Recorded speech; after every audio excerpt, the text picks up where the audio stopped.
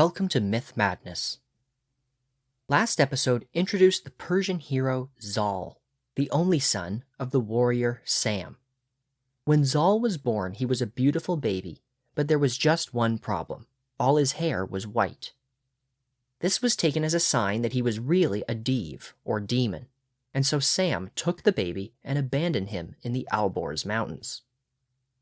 But Zaal did not die. Instead, he was found by the magical Simorg, and the bird took him back to her nest to raise alongside her chicks. Zaal grew up, and eventually Sam was shamed by his actions and came to find his long-lost son. Father and son were reconciled, and Zaal left the Simorg's nest to return to his father's castle in Sistan. This episode covers a story that takes place when Zaal was a young man living in Sistan, now ruling the kingdom while his father fought wars in faraway lands. It's a romance between Zaal and a beautiful princess named Rudabeh. She is the ideal Persian woman, virtuous, beautiful, dutiful, and intelligent. Her name means she of the river water. The romance of Zaal and Rudabeh, as presented in the Shahnameh, in the original language, is considered one of the best examples of Persian poetry. I would describe it as being a bit like Romeo and Juliet, if everyone in the story was a good communicator. There's also a link to the fairy tale of Rapunzel. See if you can catch it. One day, Zaal decided to travel throughout the lands he ruled. He took his companions with him, and they eventually came near Kabul. The king of Kabul at the time was a man named Mehrab. Zaal's father, Sam, and by extension Zaal, was technically Mehrab's overlord. So when he heard of Zaal's journey, Mehrab gathered treasures, horses, and slaves, and left Kabul to meet Zaal along the way. When the two men met, Zaal and Mehrab sat down and spread a marvelous feast next to the road. Zaal was impressed with Mehrab's behavior and was struck by the older man's handsomeness. He was obviously a strong and noble man. When Zaal mentioned this to one of his servants, the servant responded that Mehrab's daughter was far more lovely. She was tall like a cypress, and had eyelashes like a raven's wings, eyes like flowers, a face like the moon.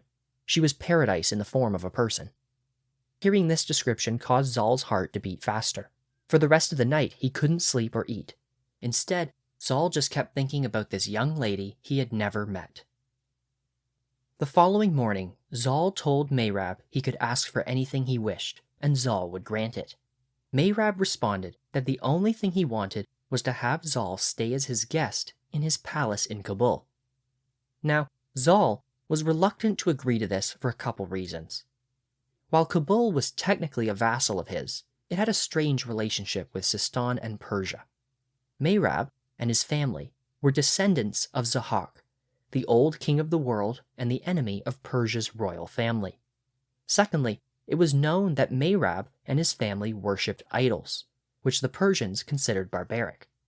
For these reasons, Zaal did not think that his father Sam and the king Manuchir would be pleased if he went to Kabul, and so the visit was not planned right away. Upon being turned down, before he left, Mehrab praised Zaal publicly, but he was secretly disappointed, and now considered Zaal to be a faithless person who broke promises.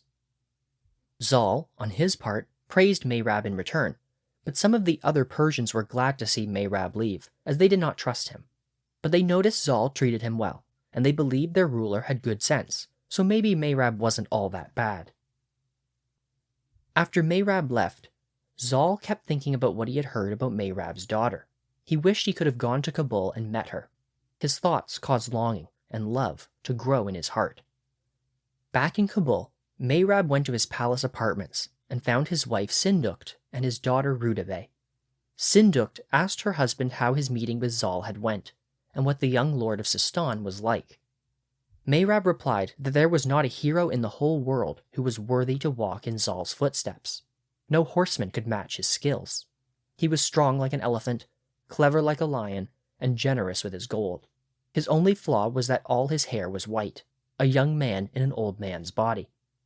I'll note that Mehrab thought all this, but also wondered if Zaal could be trusted. A few days later, after hearing about Zaal, Rudabeh sat in her room with her 5 handmaidens. She told them that she considered them her closest friends, and that she had a secret to share with them. She told them that her heart was full of thoughts of Zaal. She couldn't sleep, she thought about him all the time. Rudabeh asked them what they could do. The handmaidens were astonished. They asked Rudabeh if she had any shame. What did she think would happen to her father's reputation if she wanted to embrace someone who was raised by a bird in the mountains and didn't even come to visit Kabul? She was in love with a white-haired old man, and how could a princess like her marry an old man? Rudabeh was angry to hear her handmaidens' criticism. She called them friends, but they were still only her servants. She yelled at them and told them she did not want to marry someone like the Emperor of China or the King of Roum or the King of Persia. She wanted Zaal, and they could not talk her out of it. The handmaidens bowed down and apologized. They would do whatever she wished. Rudabeh smiled and asked them to try and arrange a meeting between her and Zaal. The 5 handmaidens agreed to do this, so Rudabeh dressed them up in fine robes and put flowers in their hair. They went down to a nearby riverbank. As it happened, Zaal also went to the same riverbank to hunt on the opposite side. Zaal saw the 5 young women picking flowers and asked one of his companions who they were. He was told they were from Mehrab's palace and served the Princess Rudabeh. Zaal took his bow and slowly approached one of the ducks swimming in the river. He drew back an arrow, and when the duck took off into the air, he shot it down. The bird fell near the handmaidens on the opposite bank, so Zaal sent one of his servant boys to retrieve it. When the servant crossed the river, one of the girls asked him who was the man who shot the arrow. He told her it was Zaal, and she in turn told him about her mistress. When the boy returned to Zaal with the dead duck, Zaal asked him what the girl across the river had said. He told his master the girl served Rudabeh, and he told Zaal what they had said about her. Zaal's heart fluttered, and he told the boy to go back across the river, give the girls gold and jewels, and ask them to wait so Zaal could give them a message to deliver to Rudabeh. And so, Zaal made his way forward to the bed of flowers at the edge of the riverbank. He questioned the girls about the princess's beauty and asked if there was a way to meet her. One of the handmaidens told him they would return to the palace and tell Rudabeh everything. Zaal should come later that night, loop his lasso on the battlements, and climb the walls. The handmaidens returned to the palace while Zaal impatiently returned to his camp. When the girls got there, they showed Rudabeh the jewels Zaal had gifted. They were so excited they all spoke at once, telling her about Zaal. How he radiated glory, what color clothes he wore, what perfume he wore, how tall he was, how strong he was, how he had a slim waist, a broad chest, and hair that was completely white, but they didn't think that was anything to worry about. Rudabeh was excited. She decorated one of the palace rooms and spread flower petals across the ground. She poured wine and set out drinking vessels full of rose water.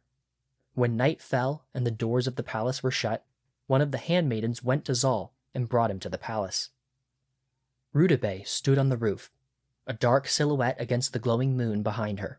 She saw Zaal down below and welcomed him to Kabul. He asked her to find a way for them to meet. He couldn't possibly stay below while she stood high up on the battlements.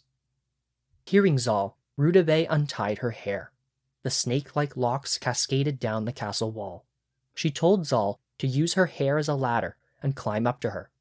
But Zaal thought it would be inappropriate to climb up his love's hair, so he took out his lasso, looped it, hurled it up, and caught it on the side of the battlements. Then he quickly pulled himself up the cold stone of the wall. Once at the top, Rudabeh and Zaal bowed to each other. Zaal stared in wonder at Rudabeh's red cheeks and curls of musky hair. The princess clasped his hands in hers and descended from the roof to Rudabeh's prepared chamber. They sat next to each other, and for a while drank wine, kissed, and embraced. Zaal told Rudabeh that if King Manichir and Sam found out about this, they would not be happy. But nevertheless, Zaal would refuse to listen to their objections and would die if necessary. Zaal swore to Rudabeh that no one else would be his wife, and she in return said no other man would be her husband. With their mutual love expressed, their desire for each other only grew. The two lovers lay together until the break of dawn. It was time for Zaal to leave. They cried as they said goodbye to each other, and then Zaal used his lasso to climb back down the wall and went back to his tents. Back at his camp, Zaal summoned many wise men and priests.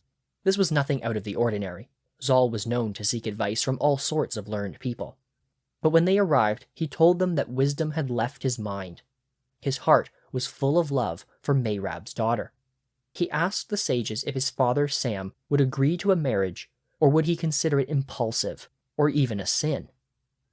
The sages were shocked and remained silent. Mehrab's grandfather was the old tyrant Zahak.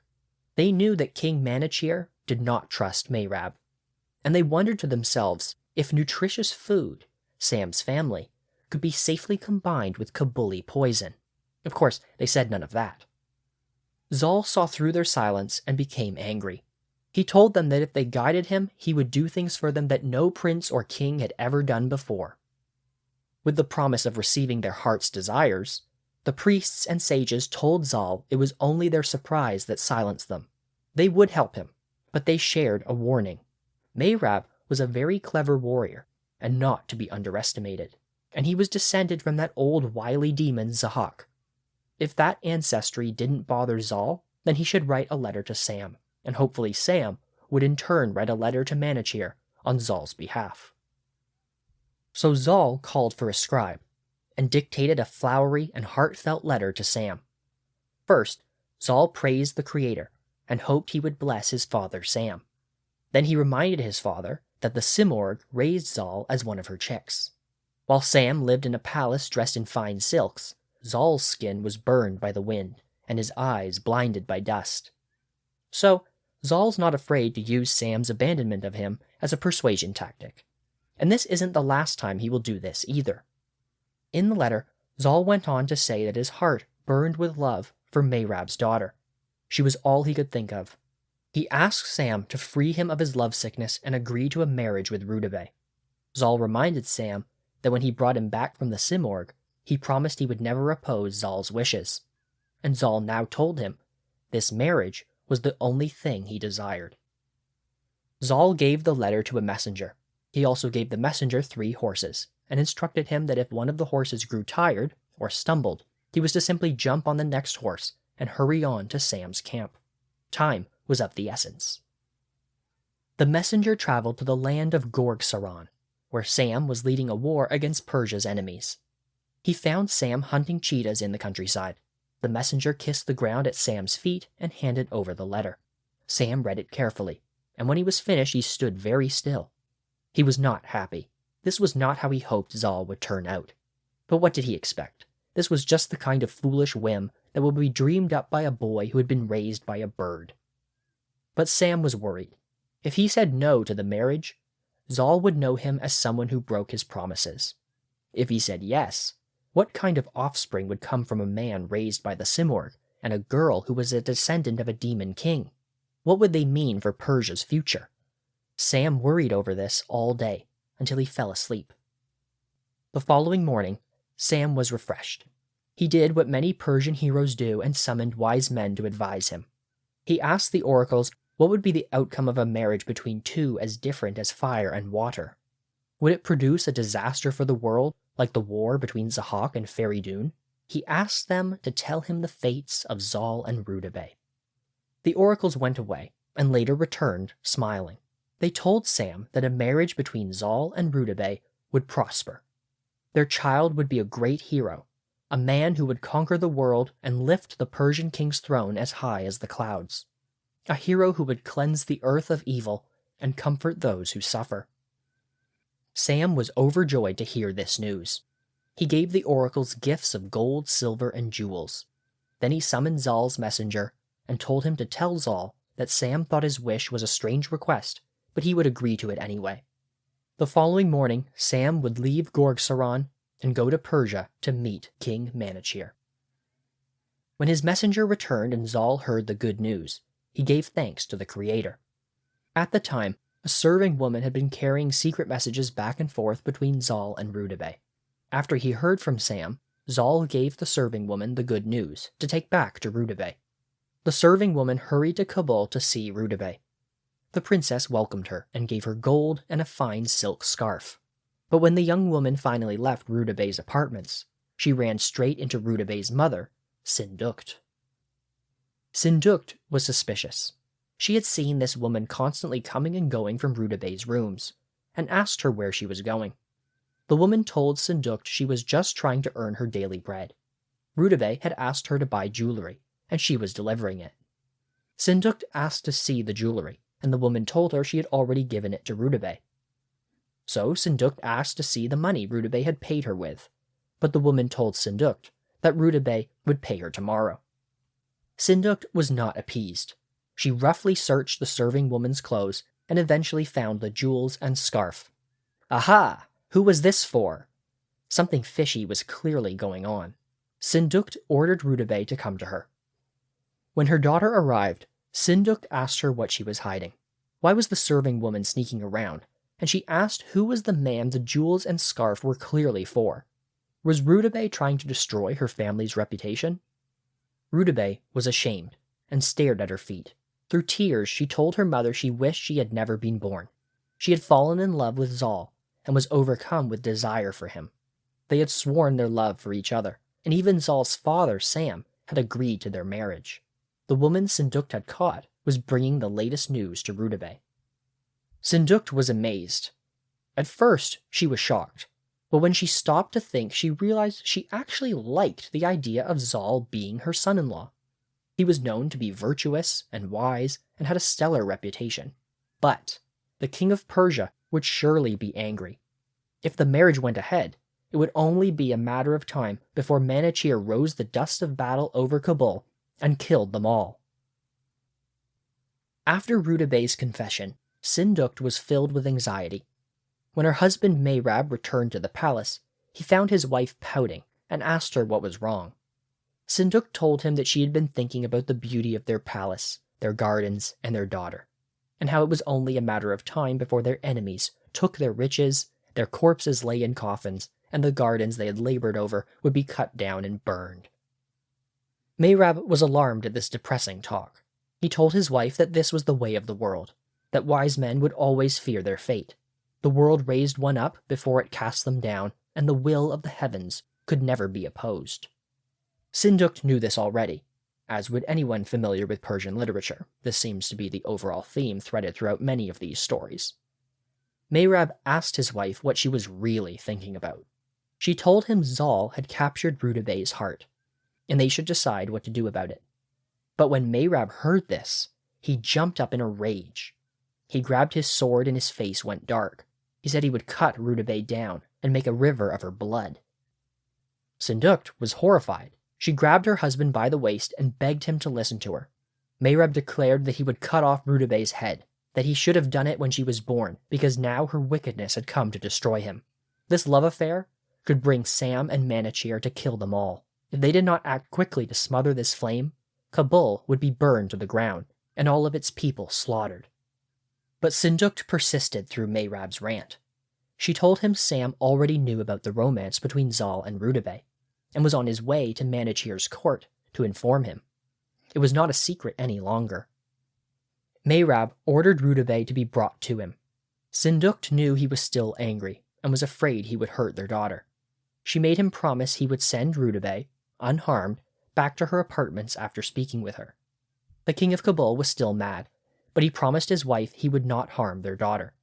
So Sindukt went to fetch Rudabeh. She told Rudabeh to wear her best clothes and go cry in front of her father.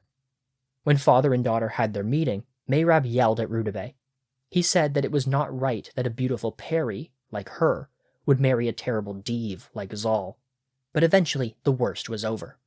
Rudabeh went back to her rooms, and both father and daughter sadly prayed to the Creator alone.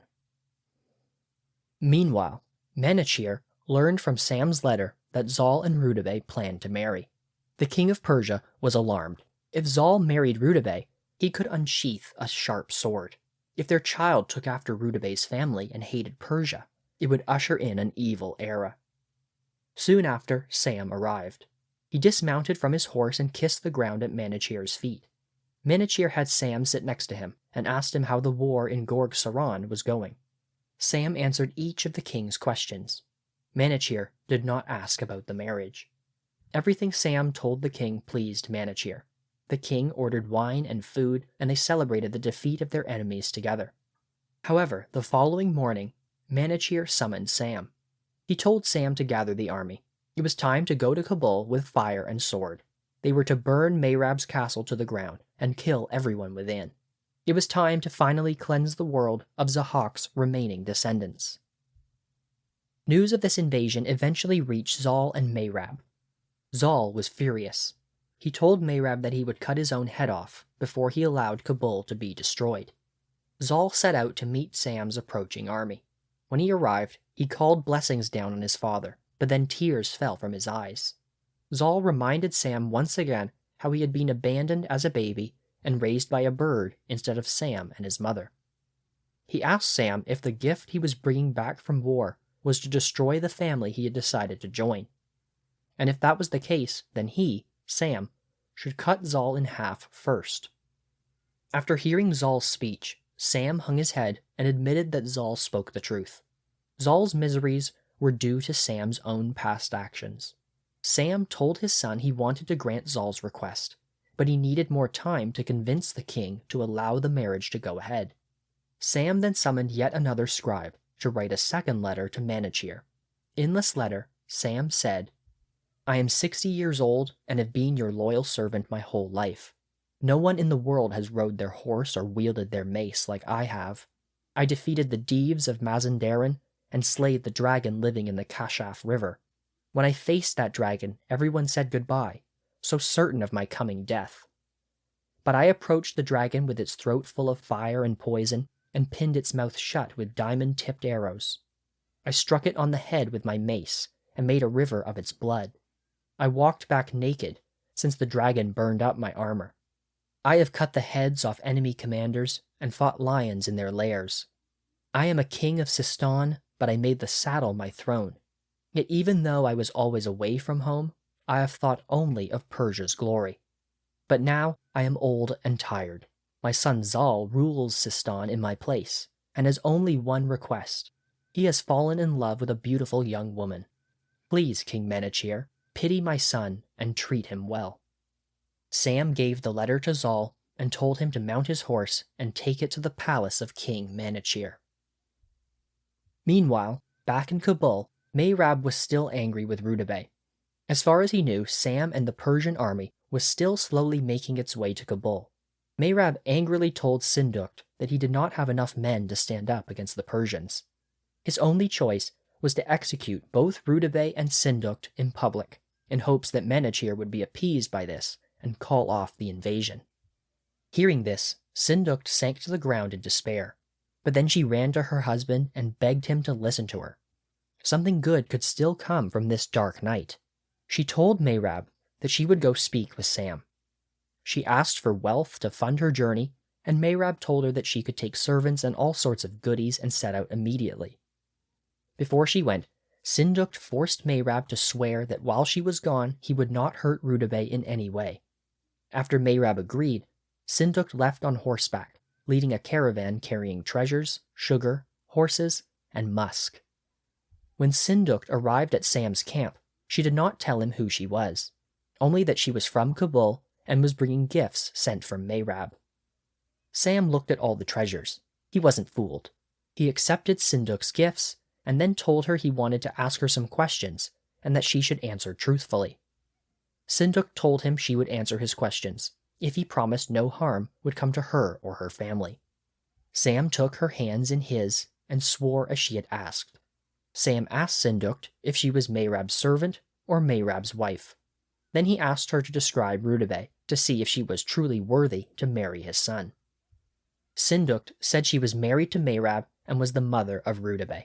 She also admitted she was descended from Zahak, but she insisted that the family was loyal to Sam and Manichir, and she had come to find out if they were enemies or friends of Kabul. Sam told her he would honor his promise about her safety. He also approved of Zaal and Rudabeh's marriage. Sam told Sindukt he had written to King Manichir to convince him to also accept the marriage and sent Zaal himself to carry the letter. Sindukt was happy to hear this. She believed Sam and saw he was genuinely happy and probably not planning on betraying her. She said she would be happy to have Sam as a guest in Kabul. Meanwhile, Zaal arrived at Manichir's palace. The old king welcomed the young prince. They exchanged the usual pleasantries, and then Manichir read Sam's letter. When he was done, Manichir told Zaal the whole matter troubled him. Sam had written with such emotion, and Manichir said he was inclined to agree to the marriage if Zaal truly wished for it. Then they sat down to a feast, and Zaal drank wine with the king all night. In the morning, Manichir summoned his oracles, sages, and priests. He asked them to tell him the fate of a marriage between Zaal and Rudabeh. They told him the couple's son would be a hero and have no equal, that he would be Persia's protector and serve its kings better than anyone else. Manichir was pleased to hear this.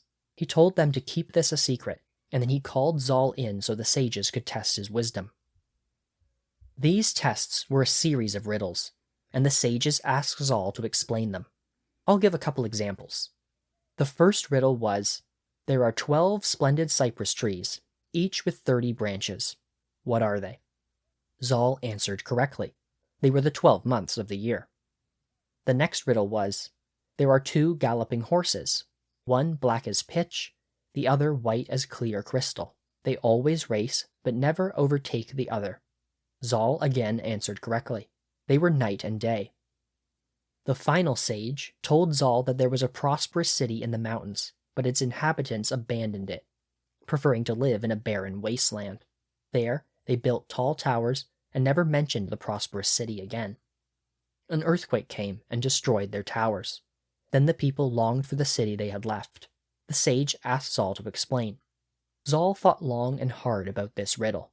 He told the sage the prosperous city was the eternal world, while the barren wasteland stood for the material world, which sometimes offers good things and sometimes suffering, filling the world with cries of lamentation.